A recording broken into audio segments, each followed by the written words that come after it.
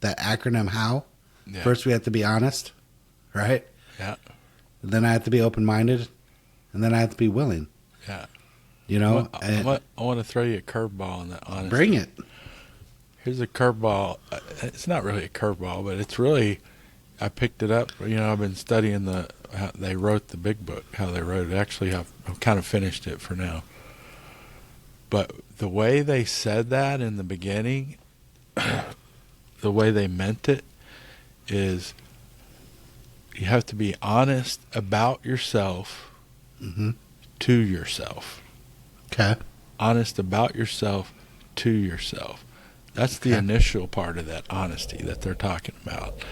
And if you stop and think about how hard that is, how many times we lie to ourselves and give ourselves credit for our intentions. Right. I mean, even just in the shit we put in our mouth, Yeah. you know? Yeah, I'm eating this double cheese Whataburger with bacon and jalapenos, but I'm drinking a unsweet iced tea. Right. You know? Shut You up. know? That's my story. Well, it's my story too. So, you know, honest about myself to myself. That's my story. There you go. I have lettuce on my double cheeseburger because I'm That's almost a right. vegetarian. Right. Yeah.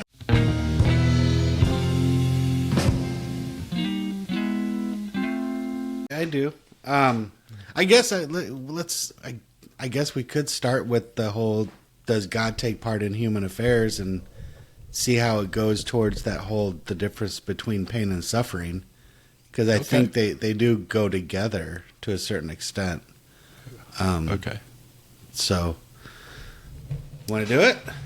Yeah, let's do it. Open it up. Kick her off. All right. Welcome, my brothers and sisters, to Two Old Goats. About to get a little uncomfortable. All right. Yeah. Get your volume just right. And I don't know. You might like this as much as we like talking about it. Or like hearing ourselves talk, I should say. But you never know. So get in there and listen up. Absolutely. Well, I know this is a very controversial conversation. I've had many arguments, discussions, all of that about, you know, does God protect? Does God not protect? You know, I think that my journey on that, discovering my personal opinion on it, was back when I was going to this church, and I would sit in the back. I wasn't really going there for the religion aspect of it. I felt more obligated. It was during my early years in sobriety, and this guy was a significant part. And so I went there, and he asked me to be the deacon of finance and security and all that stuff, all the things I'm great at. And so I sit in the back, and then they would proceed to talk about how important prayer is. And I go, yeah, I can see that important prayer, you know, talking to your higher power is important. But then they started talking about how, wow, I just went limp. Did you see that? I just went. I saw that. I wasn't gonna point it out. I mean, I got your back. Yeah. They have medication, you know. That's never happened to me before. Right. First time for everything. And that's when they started getting a little way out of whack, and I just did not agree with it. Just didn't make any logical sense whatsoever. And that was, they had some people in there that either like had some sickness or ailment, or somebody in their family was going through a very difficult time, and they're like, you have to pray every day, and you have to pray super hard, and if you truly believe, if you truly have the faith, God will hear your prayers, and he will take care of your family member. He will cure whatever ailment you have, and it will just happen, right? And so this lady was talking, she had cancer, lymphoma cancer. And she's like, I've been praying for a year, just like you told me, and it's not going away. In fact, I have like 4 months left to live.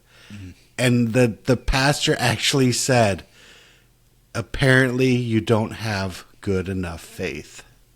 Because if you did, you would have been cured by now. And I think in that aspect, that's completely, utterly just retarded to me. I know there's a lot of people out there that believe it. They have war rooms that they all get together and pray, and they say all these miracles happen and stuff. I mean, I've been doing this for 49 years. I think the only miracles that I've ever seen is when I just get the fuck out of the way. Right. Then miracles start happening. Well, there's a big truth to that because, you know, our higher power can't really do the work until we get out of the damn way. Right.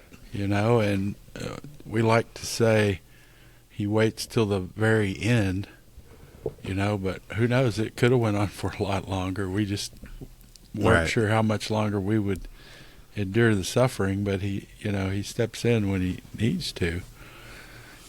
And I think this whole topic was kind of where what I was talking about with those guys, you know, the new guys, so to speak, whether it's a new guy to recovery or religion or work or whatever. I think the first thing is they need to be clear-hearted with their higher power. And I think a lot of those guys aren't, and sometimes we aren't. And what I mean by that is, you know, do we trust him with the word no when he says no? You know, we're asking for something, we want recovery, we want to get back in the house, get back in the big bed or whatever. And where sometimes he says, no, it's not time. And, you know, we're not good with that. That's when we take matters into our own hands and start doing things that don't align with his will. Well, then we get way out there, and I think it gets to what you're talking about. Yeah, but I mean, so you're saying that you do believe that God, our higher power, right, is waiting for us to do or not do something, then he will do something. No, that's not how it works at all. Okay. It's, you know, the spirit is based on a set of spiritual principles. Okay. You know, there's principles or laws, however you want to call them. They're things that are right all the time, no matter what. And the closer we align with that, the better things seem to go. And are there anomalies? Yes. Every now and then something crazy happens. It just happens. But for the most part, if we're clear on who's in charge and we're clear on the source, that's what I mean by being clear-hearted, then we're clear about getting the hell out of the way and dealing with the cards we've been dealt. You know, we can work with. Tell us the truth. Tell me where I really am. I'll figure it out. I'll work it out. You know, but if you're telling me I'm better than I am, or pray this many times, or pray real hard, or whatever, I mean, that's all a bunch of mishmash. That's a bunch of taking the ego back, thinking, okay, I can fix this. If I pray harder, I can fix it. That's me trying to be God again. Right. It's not about that. Right, and I agree. I think the big difference on what I see and what a lot of other people see is they put a human aspect on God. Like, one thing, I don't do it on purpose, but I say God is a he. But God's not a he. It's a everything, right? It's a he, it's a she, it's a whatever, right? It's just by habit that I say he. Well, that's the weakness of our language. Our language is really clumsy. We don't really have the words for it. Correct. And so that's what, you know, we've all accepted as. Absolutely. So when I say he, it's purely because I'm fumbling over crap. But I do believe that God is everything, including me and you and her and him and whatever, right? But as far as the true difference is, a lot of individuals put God in a human aspect, that he or she, the God, will physically remove or go out and protect and actually physically stop things or make things happen. Where I see, like what you're talking about, once we clear ourselves out of the way, the answer's been there the whole time, right? If we were to remove the cancer, we have to do our part, which is stop putting poison in our body. And that doesn't just mean the food. That also means our thoughts, right? And then our body was already made to perfection to take care of that stuff, right? Now, there are going to be times when that just doesn't happen. It's either too far gone or whatever it may be. But that's not God poisoning you. That's not God killing you because, oh, it's your time. I don't believe that. I don't think God's sitting there and go, oh, well, Richard's only got 13 hours and 17 seconds left. I don't believe in that.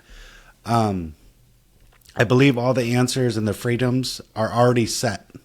Just like what you're talking about. They're all the principles, the truths, right? Right. And once we remove ourselves out of the equation as much as possible, and there's another key aspect to that, which is the main purpose of why we stay sober, which is to be of service, right? We become the physical aspect of our higher power.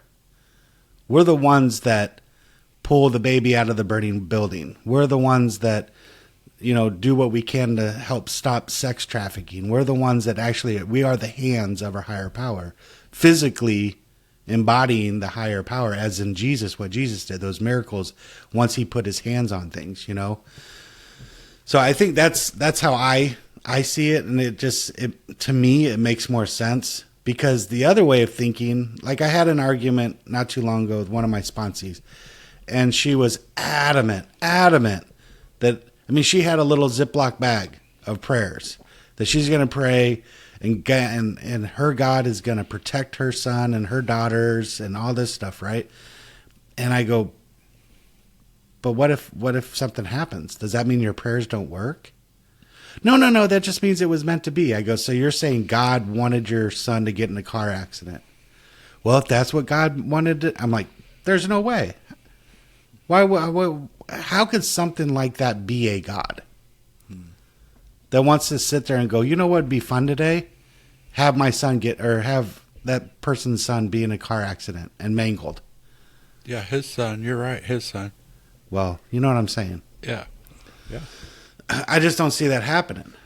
No, and that's not it. And that's what I think a lot of people walking around don't have even an inkling of an understanding of a higher power and what it is and how it works. And if I don't know that, how can I live by a spiritual set of principles if I don't know what the principles are? Right, exactly. That's the sad part is we don't teach that.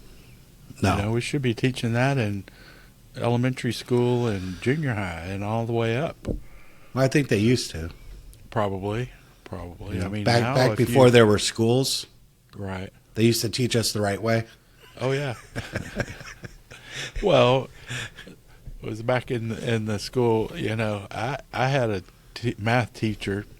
The only time I ever got pops, we called them pops. You get your butt tore up is what happened.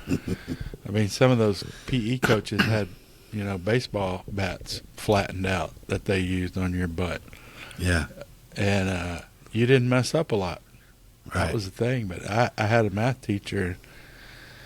He, something else, he called us out in the hall. He would just go, Mr. Berry, Mr. Fisher, I will see you in the hall. Mm-hmm. That means you're getting your ass tore up. And he wouldn't know.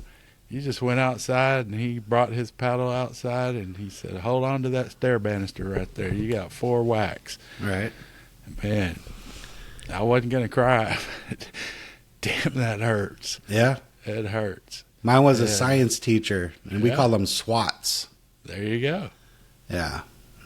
Yep. But see, I didn't get in trouble after that. I still did. Yeah. I didn't say I stopped doing stuff. I quit getting caught. There it is. That's the truth right there. That's the spiritual principle. I didn't get caught. That's it. Don't get caught. But that really kind of ties into something I've been thinking about, but I haven't had the guts to say lately. Is we've all been around family quite a bit lately for the season, Thanksgiving, Christmas, all that kind of stuff. So some of them, they're having their lives, our families, everybody's living their lives or whatever. And some of them I'm thinking, it's a lot like whenever, having the obsession removed. I don't really notice when people are drinking. Like if we're out to dinner and somebody orders a beer or something, I don't notice it. You know what I mean? Now, if a big strong guy orders a strawberry daiquiri or a pina colada or something, or somebody's drinking wrong, I'm going to notice that, right? So anyway, we're kind of talking about different things, and my little nephew's talking about his excursion in the Yukon and different things like that. Well, the thought gets going through my head is, I got my nephews and nieces there. I'm like, they're not sinning enough. You know what I mean? They're being too good, right? But they're not being good enough. They're not like going to church and doing God's will and all this stuff. So they're like not being good enough to experience the fullness of that life, but they're not sinning enough to really enjoy the sinning. You know what I mean? Right. Is that more about me than them? Yeah, but what if that is the right way? That's kind of what I'm thinking now. What the hell is that how we're doing in life? Because a lot of us think. Yeah. I mean, I'm guilty of it. I think, you know what? I'm trying to be good. I'm good enough. God's going to take me. I tried real hard. Right. I said no once or twice. Right. No, I honestly believe that way of living, the adventurous living, getting out there, that is church. That is the will. That is everything. Because you're not focused on all the worldly dribbles, right. Just the BS where you have to go on church on Sunday to clear it all out. Right. It's just, you're just not even enthralled with either part of that life, the sinful life or the go get, remedied of your sins. You're just living. I think that's really where it is, and I think they might have found it. They might have figured out the answer, the secret behind all of this BS. Well, I mean, it's like make a decision. Yeah. Either get on this side and really, start enjoying that to the fullest that you can, or go play. Right. I don't know. And in a way, I kind of think that was my old attitude before. But maybe I wasn't wrong back then. Maybe I just thought so. All this moderation management bullshit, that stuff will kill you. Well, I'll be honest with you, man. I used to go in and out of churches, and I used to seek and try to figure shit out. Most of the time I was trying to figure out how to get away with stuff. Right. The loopholes. I need to know where the loopholes are. Well, it was written, some of those books are written by humans, so there's definitely a lot of loopholes, right? But the greatest experience I've ever had was living a life of servitude and just getting out there and adventuring. While you're out there in the adventures, how can I be of service? I think that got me closer to the higher power than anything ever, right? But I had to clear a lot of the shit that I was doing out of my life in order to obtain that. The alcohol, the cigarettes, just the out for me and, what's in it for me. It was more, how can I give more of myself? And then that's where things started happening for me.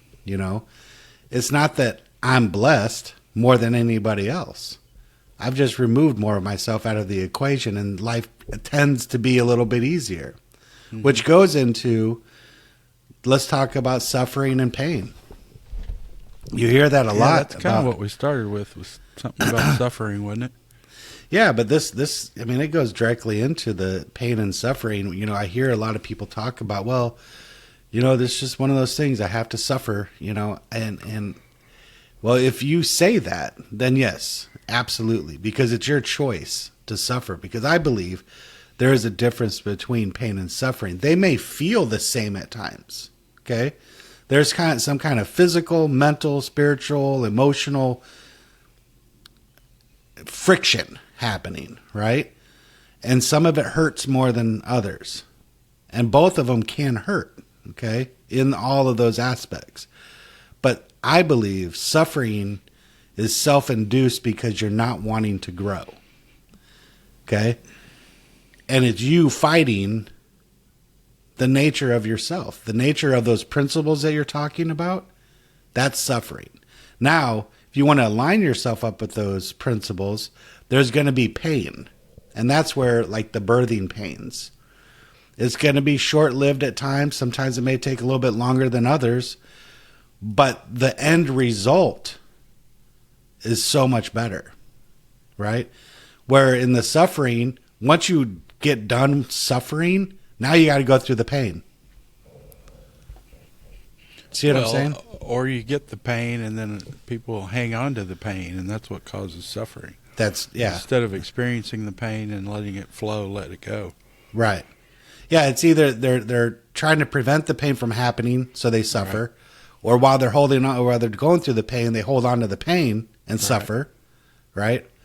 So I don't think we're designed to suffer. Well, that's kind of, Sock describes that a little bit the way you were doing it as the human experience. Yeah. Right? If we want something, we don't get what we want, we suffer because we didn't get what we want. Right? If we get something we don't want, we suffer because we didn't get what we want, we got something else.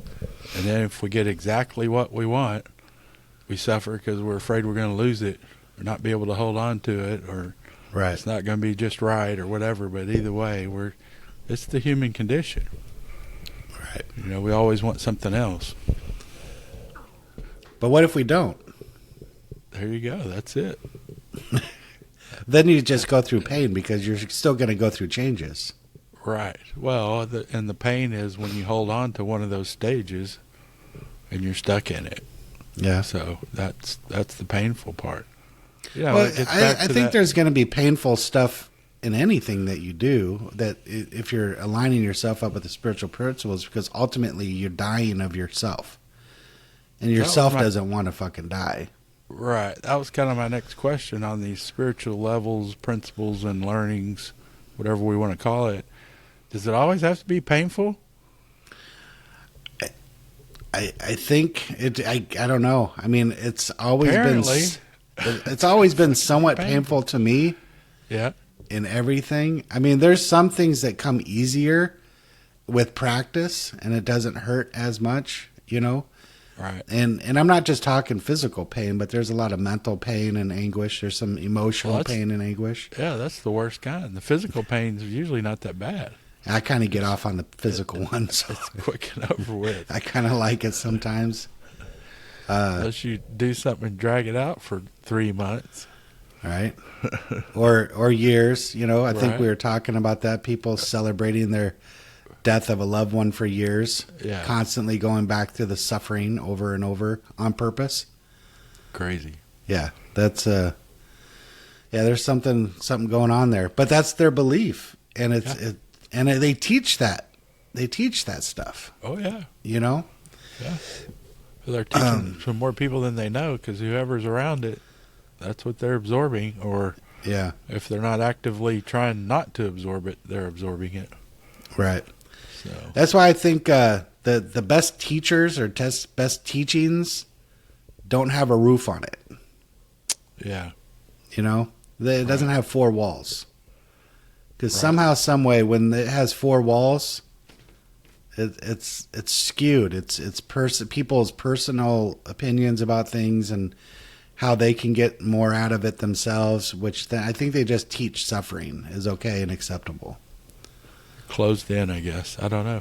Yeah, where you get out there in the wilderness, man, it's something else, man. It's freeing.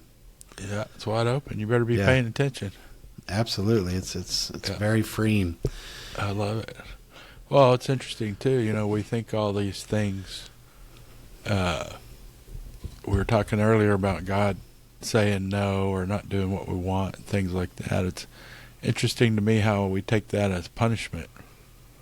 A lot of people refer to that, and a lot of what you were saying, some of those religious organizations, churches, or whatever. You know, God, if you don't do what they think you ought to do, or something, well, God's punishing you, or you didn't get well, God's punishing you because you didn't pray hard enough. Yeah, or something like that. I don't ever think that it's that. Like I said, I don't think He's taking hands on like you're talking about. Right. I think it's just living by the principles, and the closer we get, the better off we are. And I think a lot of times it's, I say God says no. Sometimes that's the answer is no. Or you don't get an answer and you have to be okay not knowing, which I think we discussed recently. Right. And if you're okay with that and you're okay not knowing, well, guess what? You're pretty set. You've been doing your spiritual maintenance. Right. You know what I'm saying? But the problem is we take all that as punishment if we really just changed our perspective a little bit, what if it was an invitation? Yeah. Instead of God saying he's punishing us or disciplining us, well, the discipline is good. If somebody's disciplining you, that means they have your best interest at heart. Or do we have that clear-hearted connection with God that we understand he has our best interest at heart? Right. And so we'll submit to that. So I if think you a lot go of times it's an invitation that we're missing. I think that's where the discipline, discipline doesn't mean I'm always going to get a butt spanking. Right. The butt spanking's the when I stop taking people's guidance or my higher power's guidance. Right. That's when the ass whoopings start. But that's not from the higher power. That's from you. You did that. Right. Right. I did it to myself. I did that to myself. 100%. Because, the whole discipline part is to guide and to lead towards those spiritual principles. And, that's why we surround ourselves. Well, we're surrounded by people. We're surrounded by opportunities. We're surrounded by situations. And as long as we are in line with the higher power's will, which is to be of service at all times, and we keep our eyes and our ears open and be in that moment, you're going to see everything. And typically when that happens, that whole suffering crap just doesn't happen, And then that's where we're like, why is everybody else suffering? This is a great opportunity to be of service. Why is everybody crying and going, oh, woe is me, and what a horrible, horrible thing that happened to that person? Like, what are you talking about? That was the greatest thing that ever happened to them. Right. And I'm talking from personal experience. Oh, I'm so sorry you went through that. Why? That was the greatest thing that ever happened to me. Right. Well, that gets back to trusting. Do you really trust your higher power, or is it just bullshit? Right. Do you really trust that they, like Robert used to say, do I trust my higher power enough? This is the Robert part. That wasn't. This is the Robert part. That I understand I'm not a good judge of what happens to me today. Right. What I think a lot of times is the worst thing that could happen to me, that's the best thing that could. I might as well just accept the fact that whatever happens, that's the best thing that could happen to me. Exactly. And I always use the example, you've heard it thousands of times, but maybe somebody else hasn't, of my last time going to rehab. I'm 40 years old and my daddy is driving me to rehab like I'm a little kid. Right. If you would have asked me that day, this is the worst, most miserable loser. I mean, I've failed in every level of being a man and a human being. If you would have asked me that day. Right. But what I didn't know was that was God starting, like you talked about earlier, that was me getting to the bottom and going, well, shit, I cannot do this. And God goes, oh, well, I can. All you had to do was ask, dummy. Right. Jump in. You just had to get out of the way. That's it. But it damn near killed me to get out of the way. The plan's been there the whole time. Right. You just 100%. Had to go with it once. But as a prime example, I am not a good judge of what happens today, because I would have said, oh, this is the worst day of my life. Right. Well, I think that trusting in your higher power, first and foremost, you need to know what the essence of your higher power is. So ultimately, your higher power is giving of itself constantly. True love, right? That's what that is. So when you're sitting there and you got a bag of prayers on what you're going to tell God to do every day, right? I think that means that you don't trust. Right. Oh, 100%. And pray harder. Pray harder and pray often as much as possible with all your expectations and requirements. Exactly. Apparently, I think God's hard of hearing. Apparently. And I think if you get in a big enough group and all of you say the same prayer, Yeah. then he'll definitely hear you. Yeah. Right? There was this skit that was talking about, I guess, rioters or people like that, and they said they started chanting. Chanting makes it important. Right. Chanting makes it important. Yeah. So, when they say somebody's name or something, that was crazy. No, absolutely. Yeah. I mean, I could throw a few things that's happened to me personally where I've had people praying for me. His alcoholism or drug addiction, whatever, please take it away. Please take it away. God, if you love me, you'll take it away. I've heard those prayers, but it wasn't until I had enough suffering from me kicking my own ass that I stopped and allowed the higher power to work, do its thing, right? But then here's the funny part is my prayers finally came true.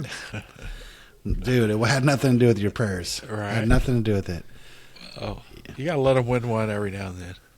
Yeah, but they use those. They find those things and they see, God protects. I'm like, I don't know about that. Yeah. I don't know about that. There's a lot of third world countries out there that God ain't protecting. Well, I don't know about them, but I know it is amazing because I've seen it. How quickly things change and how quickly, we what we call better happens when we get in alignment. Oh, absolutely. And that's in all avenues. I'm not just talking about physically. Right. When we get in alignment on the way we think. Everything. Well, when we get in alignment on just enjoying our emotions, right, for what they are and letting them go. That's why they're called emotions. They're supposed to have motion, move, right? Or the spiritual aspect. I'm not God. But when I do play one, it doesn't turn out well. Doesn't turn out good. Right. So I think that's key. That's one of the big problems that we need to overcome in the beginning, especially we were talking about these new guys, is I'm going to have to think about how to say this for a minute. I'm going to have to think about that one for a minute. Let me come back and put it together in a minute. All right. Go on to the next thing. Well, I think it flows right into the next part of it when we're talking about when you have less in life, it gives you more of an opportunity to be more thankful. Yes. That is the removal of yourself, the removal of your thoughts, your feelings, your actions, all that stuff. You tend to have more opportunity to be thankful, truly thankful. When you have a bunch of stuff, I'm just not talking about physical stuff like cars, houses, kids, wives, things like that. I'm also talking about your own, your own creation of your own religions and how it's supposed to be and your ego that I deserve this stuff. This is mine. All of it's mine, Yeah. We're talking about even deaths and sicknesses and illnesses, that's my bronchitis. It's my cancer. It's my whatever, right? Those are all those things. And if you have less of those things, it tends to be a little bit more freer. Those aren't for you to keep. Yeah. Well, the story in the Bible is the camel passing through the eye of a needle. Mm-hmm. In the Bible, the eye of the needle is the door that you can get through the gate. Most cities are protected by big fences or gates, things like that back in the day. And at a certain time, they would close the big gate where all the livestock and everything could come through. They would close the big gate for protection. Well, there was a little door that you could go through. People could go in and out, but even some livestock could come through there, but like a camel that's loaded down could not fit through there. Right. And so that's that saying, a camel fitting through the eye of a needle, because they can fit, but what you have to do is unload them. Right. You got to unload all that crap off of them, all the stuff that they don't need, all the thing that's not the real camel, and then it can get on its knees and it can crawl through that door. It can get through the door. So you can get the camel through the eye of a needle. Right. But that's us. That's the story of the rich man. Yeah. You got to give up all that worldly stuff. And that's the hard part. That's the hard part. Even in, I've told you before, in that, what is it called? The Given, or the, anyway, that movie, the little thing about Jesus, The Given or The Forgiven or something like that. But anyway, that's one of the saddest scenes I've ever seen, is one of the Sadducees, the main guy, one of the main rabbis, meets Jesus, of course, after dark, where nobody can see him, on a rooftop. Nicodemus? Nicodemus meets Jesus, and he knows who he is. And he knows he's God. And he knows, he needs to submit. And Jesus invites him to come with him. And he wants to so bad, but he cannot let go of the fact that he's a rabbi and he's the head of the church and people look up to him, and he has all this money and he can't let it go, and he's just crying. Man, that's a hard scene to watch. Right. If you really understand that, that's incredibly difficult to watch. Oh, absolutely. The Chosen is the name of that. I couldn't think of it. It's The Chosen. Right. Yeah. I totally agree with you. I think that goes with the whole, how do we get there? That acronym HOW. Yeah. First we have to be honest, right? Yeah. Then I have to be open-minded, and then I have to be willing. Yeah. I want to throw you a curveball on that, honestly. Bring it. Here's a curveball. It's not really a curveball, but it's really, I picked it up. I've been studying how they wrote the big book, how they wrote it. Actually, I've kind of finished it for now. But the way they said that in the beginning, the way they meant it, is you have to be honest about yourself to yourself. Okay. Honest about yourself to yourself. That's the initial part of that honesty that they're talking about. And if you stop and think about how hard that is, how many times we lie to ourselves and give ourselves credit for our intentions. Right. I mean, even just in the shit we put in our mouth. Yeah. Yeah, I'm eating this double cheese Whataburger with bacon and jalapenos, but I'm drinking a unsweet iced tea. Right. Shut up. That's my story. Well, it's my story too. So, honest about myself to myself. That's my story. There you go. I have lettuce on my double cheeseburger because I'm That's almost right. a vegetarian. Right. Yeah. I hear you. Don't let a piece of lettuce escape, because that's right. That's what gives me credit to eat the rest of that crap. That's right. That's right. I believe in that. I'm with you. Well, that is the tough part. I remember, I think I told you this earlier this week. I was on a road trip with my wife, or we were out driving around, and she was talking about having integrity, right? And I told her, out of probably anybody that you've ever met, I probably have the highest amount of integrity out of anybody. And she goes, "You're full of shit." I go, "What?" I go, "You call anybody. I follow through. I don't lie, and I always follow through." And when it comes to, and this is where she got me, she goes, "You know what? When it comes to outside people, yes, Tommy, you don't lie to them, and you always follow through. But who I'm talking about is you lie to yourself, and you don't ever follow through with yourself." Man, I never wanted to push my wife out of a car so fast. How dare she? How dare she call me out, man? Yeah. That is horrible. And that goes with what you're talking about. Honest with yourself, and About yourself to yourself.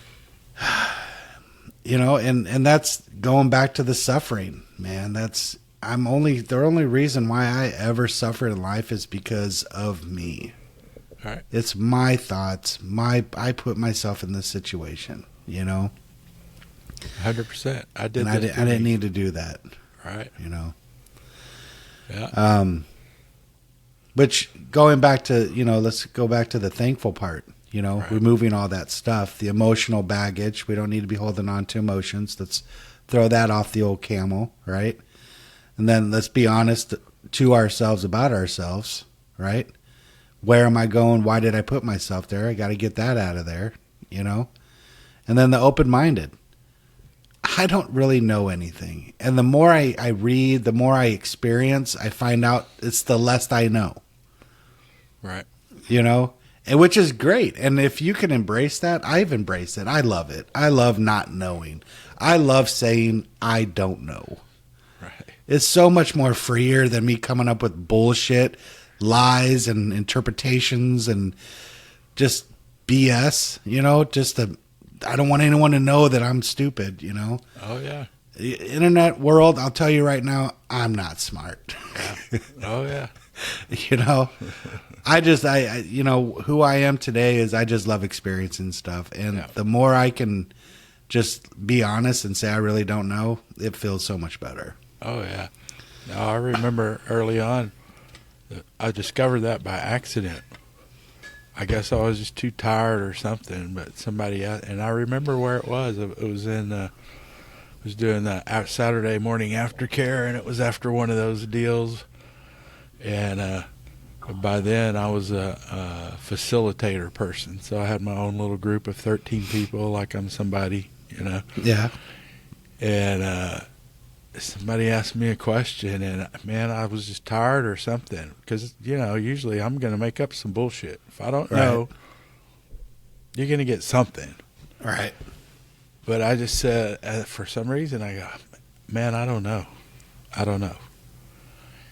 And the sense of relief that hit me instantly was like, oh, I don't have to pretend. Right. I don't have to make up shit. I don't have to remember what I said. I don't have to go put it in a group report. That's pretty cool.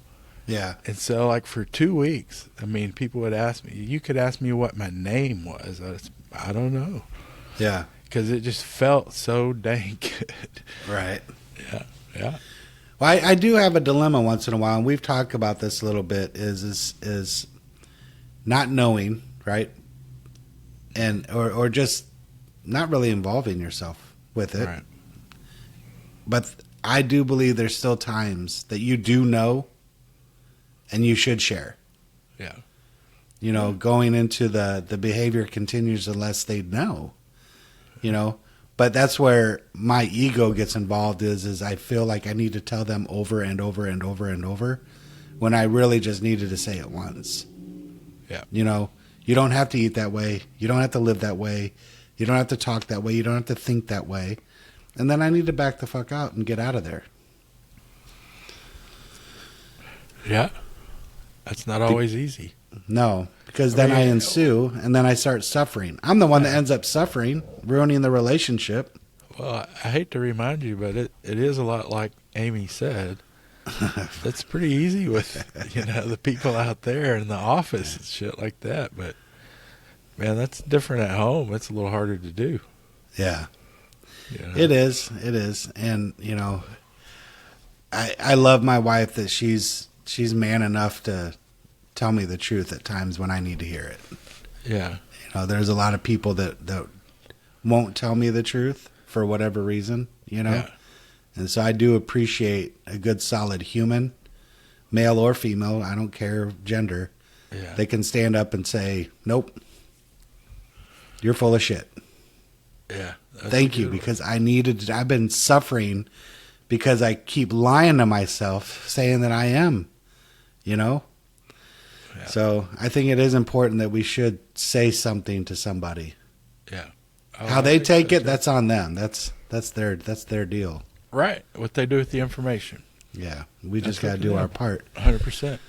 So I do live a way more thankful life because I live a little bit more present. I see a lot of individuals so worried about tomorrow and the worried about the past that's already happened. It Right. makes no sense to me. Or they start claiming things as mine, and my sickness, my ailment, my problems, my this, my. Oh my goodness, dude, let it go. let it go, man. It doesn't have to be. Yeah. Yeah. It's all the hanging on. Who Absolutely. was it, Pantel, that used to say stuff like he would be hanging on or something, and then he'd let go and it'd have his grip or fingerprints all indented on it. All right. And God yeah. finally got it. Yeah, I think Pantel he'd say, "Let go and grow," or "Hold on and hurt." Yeah, hold on and hurt, let go and grow. Right. Yeah, that was his saying. Yeah. I had a thought. It was talking about growing and stuff, but it escaped me. It does that. Senior moments. It's happening. Man, it's sometimes for me names are a challenge all of a sudden. Yeah. But when I'm not trying to think about it, I know everybody's name. I hear you. If you put me on the spot, I can't think of my own name. That's right. Well, next week I turn 50. Whew. I know. That's a big one, the big 5-0. Yeah. I'm looking forward to it because I was told early on in life that once you turn 50, you get to make your own rules. I got some things written down. I got some rules. I'm ready to go. All right. That's cool. I'm excited to see the show. Yeah. Me. So I have been known to sit back and watch. right. Yeah. I think that's the fun part in this world. Absolutely. That's what I was going to talk about is that how I live my life today. I'm way more thankful because I do live a present life, a lot more present than I have in the past. Yeah. And I don't worry about those. I don't worry about a lot of stuff anymore. Yeah. I don't worry about losing jobs. I don't worry about paying bills. I don't worry. Not that I don't do those things. I do go to a job. I do pay my bills, right? I just don't worry about it. I know no matter what, it's going to be okay. If I lost my job and I couldn't pay for my house, I lost my house, I'm going to be okay.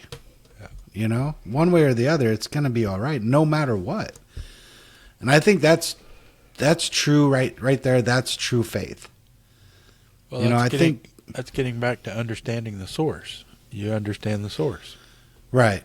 I think I can't remember who told me this. It was one of my first year in sobriety. They said in true faith, there's only two outcomes. One, you're going to land on solid ground, or two, you're going to learn how to fly. Those are the only two outcomes on faith. That's it. Nothing else. If it has to deal with worrying, it has to deal with emotional distress, all that stuff, that's not faith.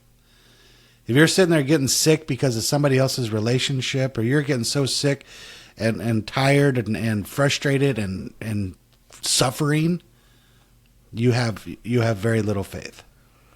Well, You have a whole camelback full of shit. Well, I think, too, a lot of times we don't know that we have all that stuff, or that we're carrying it around, or that it's affecting us. And if you asked us, we'd say, oh, no, I'm good.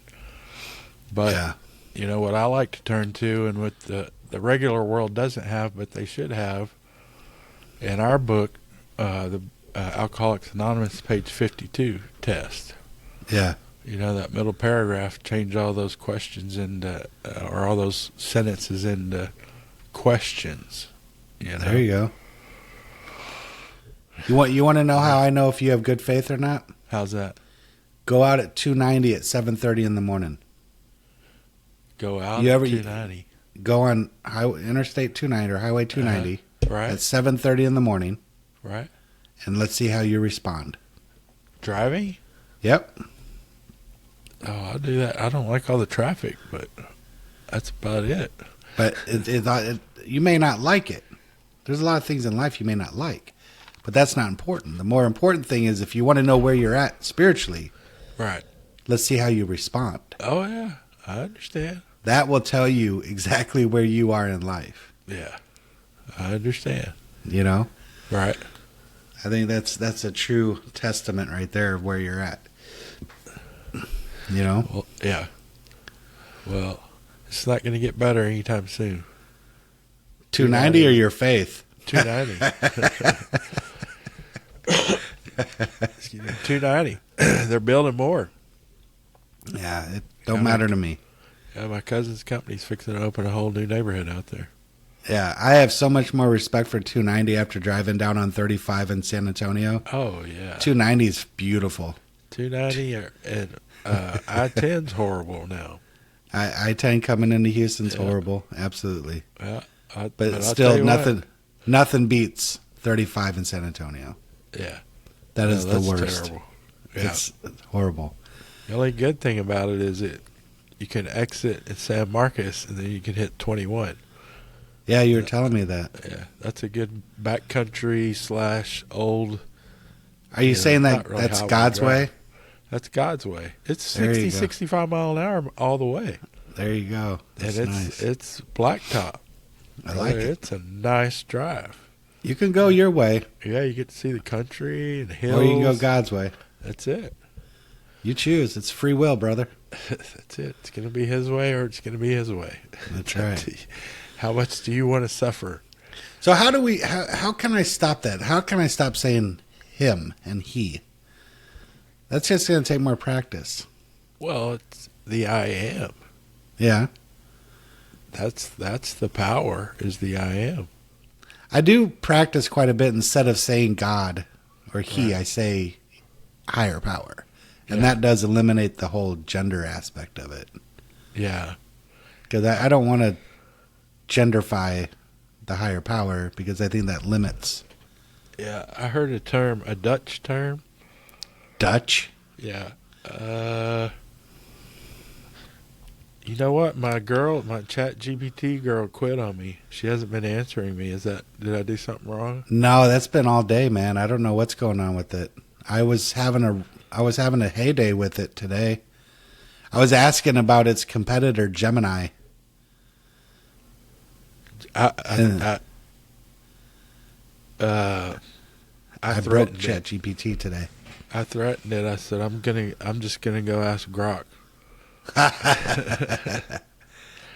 I can't find it right now, but it's something like Gruselic or something like that. Okay. Let me see if it gets it.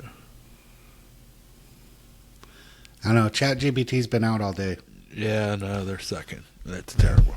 But it's something like Gruselic or something like that. But it doesn't have like a real direct meaning, but it means like well-being or everything's the way it's supposed to be, or it's in tune. Okay. You know what I mean? Yeah. Captain's on the bridge, so to speak. I don't know. That was the meaning I got from it. Well, I think that goes to like I love this feeling. This. I think this is what you're talking about, and I think you can relate with it. Anybody that's ever driven or rode not motorcycles, just bicycles, right? And you're going with say 15, 16 mile per hour winds. Okay, with right. That's an important part. That's a very important part. Yes, when you're going with it, okay?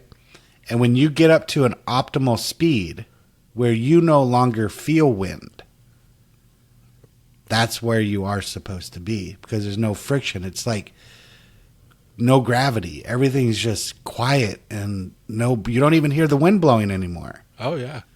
That's a beautiful feeling. And I think when you align yourself up with the power that's greater than yourself, I think that's how it's supposed to be. Mm-hmm. There's no highs, there's no lows, there's no ins, there's no outs. There just is, and I think that's just a beautiful moment. Yeah. Well, I think we experience those ups and downs in our language, but the truth is we take them in as, hey, this is part of the deal. Right. You know. Well, if we're flowing with it, right? right, Then right, you don't know up or down. right, It just exactly. is. Back, Other people, those that are looking at our lives as we're living it, they're like, "Oh my God, I can't believe you just went through that." And you're like, "What? What just happened?" Yeah. No, you just went through this death. You just went through this loss of job. I'm like, I don't know, dude. I was just living, man. Everything That was it, part it of it. is. That was part of it. I'm making the most of wherever I'm at, and for that, that's truly aligning yourself up. That's the true faith. Yeah. Because I don't think there are any true ups and downs with it. Now there are some horrible injustices in this world that are 100% human related. Like the sex trafficking and molesting and raping and things like that. That has nothing to do with your higher power whatsoever. And I want to make sure that's clear. Now, once you're through those situations, there is an opportunity where your higher power will teach you to get through that and help you through those things. And I know that from personal experience, that if you do eventually can let go and align yourself with your higher power, those traumas no longer have any hold. You're not in that prison anymore. You can finally stand up and be free of those horrible things that have happened to you. Yeah, that's what we find a lot with guys and people we work with, is a lot of times they're just holding on to that stuff. Yeah. And they just really kind of need permission to let go. Yeah, this is where we let go. It's bad that happened. You were a little kid. You're an adult now. You're not that person. I mean, in every single way, you're not that person. Spiritually, physically, everything. And the problem is now is you are carrying it around. You're choosing to. Yeah, you're choosing to. That's usually the problem we find. Yeah, and it's kind of flip flop, because the one memory or the one person that they never want to think about again are imprisoned with you, because you think about it and use it as a victim, continuously for the rest of your life. Yeah. But there is ways and there are avenues to get through that, and one of it is learning how to let go of it. Yeah. However you want to call it, but it's ultimately you're letting it go. In fact, you can actually rise above it and actually use it to go and help protect and teach others how to get out of it. So it could be way stronger than whatever, you holding on to it, using it as, oh, woe is me mentality for the rest of your life. Right. If you go through the process and you do the work that you're supposed to do, it's the saying we use is, you won't regret the past or wish to shut the door on it. Yeah. So I don't regret it. I don't go around wishing it wouldn't happen. It happened. It made me what I am. Yeah. But you know what? I can use that experience to help somebody that nobody else can help. That's the part we forget a lot of times. Right. All these guys that don't want to work one-on-one with another alcoholic or another human that needs help. They don't fit my criteria for someone who I'm allowed to help. Right. Yeah. Dude, we might be the only person that person can hear. Yeah, we that's don't unfortunate. know that. I know it's that way with, addicts and alcoholics that we work with. I'm sure it's the same way with regular human beings too. Yeah. You might be the only one they can hear. Yeah. Well, that's an unfortunate way of living a sober way of life, is not being able to share what you got so freely. Right. And I'm sorry that you're going to continue to be in that pain and suffering for the rest of your life. Yeah. It's sad. And that forgiveness thing, that getting rid of other things we were talking about just a minute ago is forgiveness. Mm-hmm. Comes to mind, and a lot of people are stuck in that. I'm not going to forgive that person because they don't deserve it or whatever. I'm not going to give them that satisfaction. Right. But the truth of the matter, it's not for them. Yeah. You know, if I forgive somebody, guess who gets the most out of that? I do. Yeah. I'm the one that gets out of that self-imposed prison. Right. You know? Well, they think by forgiving them that the person's getting off a hook. No, I'm not saying No. they're right. Yeah. Just saying I don't want to carry that crap around anymore. Right. No, right. thank you. I think it's almost like when you're talking to people that, oh, I'll never do sales, even though they're really good at relationship building. Right. But sales is such a bad word. Where if you can grab a hold of somebody to teach them how to let go without saying the word forgiveness, because forgiveness is the bad word. Right. You know, there's ways that you can move some things around to get them to forgive without knowing that they're forgiving. Right. Yeah. Oh, absolutely. So It's all in their head. You know, and that's the part, kind of getting back to what I was going to say about those guys, you know, at the halfway house and a lot of the people we work with, the part that they don't understand about their higher power, and I don't know a better way to say it, they don't understand that our spirit, our higher power works on the inside, from the inside of us, right. right? And all that stuff, you know, we think we work on the outside. You know, we base our judging and everything based on our surroundings and what's going on around us and outside of us. Right. And that's not the way our higher powers don't give a shit about really what's going on around us, other than, you know, we're happy, healthy, whatever. But it's what's going on inside us that's the most important. And Absolutely. That's where he works from. Right. And guess what? That's where you work from too. There you go. That's it. That's where we're supposed to be working from. That's it. That's the only place a change can happen. Right. The outside thing is just the manifestation. Yeah. It's foo-fa. That's right. You know, I kind of think a lot of times we say, all this stuff out here, I created it. Mm-hmm. And then for a long time, I've always thought, well, you know, there's a lot of little foo-fa, knick-knack bullshit stuff out here. Yeah. But then I think about, well, I do have like 10,000 random thoughts a day that I have no control over. Right. You know, whether it's a little flower or a beaver or whatever random crazy thought I had. So that kind of makes sense now that flowers and beavers. Well, those are your random thoughts, flowers and beavers. Whatever comes to mind. I mean, you know. It's just, those are your thoughts right there. Flowers and beavers. That's the randomness of it. There you go. You know, unicorns and rainbows, as you would say. I know what kind of bumper stickers I'm getting you. Right. Flowers and beavers. Oh, I saw a good bumper sticker today. Yeah. On an Aggie thing. I'll send it to you. Okay. So. Good. Well, I think we got it covered. I think we understand suffering's your own damn fault. And pain is just moving yourself out of the way. And there's nothing wrong with having a little pain. It's showing that you're growing. Well, apparently it's needed to learn the lesson or get to the lesson or learn the lesson sufficiently. It is needed. I just think that the pain doesn't have to be as much as you make it out to be. I mean, there's going to be some uncomfortableness sometimes. Yeah. You know, but, I think it's the level of pain is based on how much you're holding on to your own bullshit. Yeah. I think that's the amount of pain that you're about to suffer. Yeah, 100%. The sooner you can let go, the sooner it doesn't hurt no more. Yeah. Get me out of the way. Get me out brother. Get me out of the controlling the ending. Yeah. I don't want nothing to do with that. All right.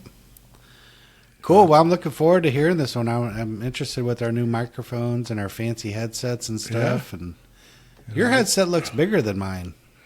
No, dude. That's because your head's so big. Yeah. Yeah, I think that's the other way around. Yeah, yours looks I'm like a 7. I would have thought a 7 1/4, but you're probably 7 1/2. You might be an 8, dude. 7 3/4. Yeah, like that, there you go. I believe it. All right. Well, good stuff. Well, all right, man. Well, thank y'all for listening, and hopefully if you heard something, tell a friend about us. Absolutely. Maybe we'll double our listenership. We'll get up to 6 or 7. You never know. All right. All right, y'all. Peace out. Get out in the sun. We'll see you. All right. Bye. All right. Bye.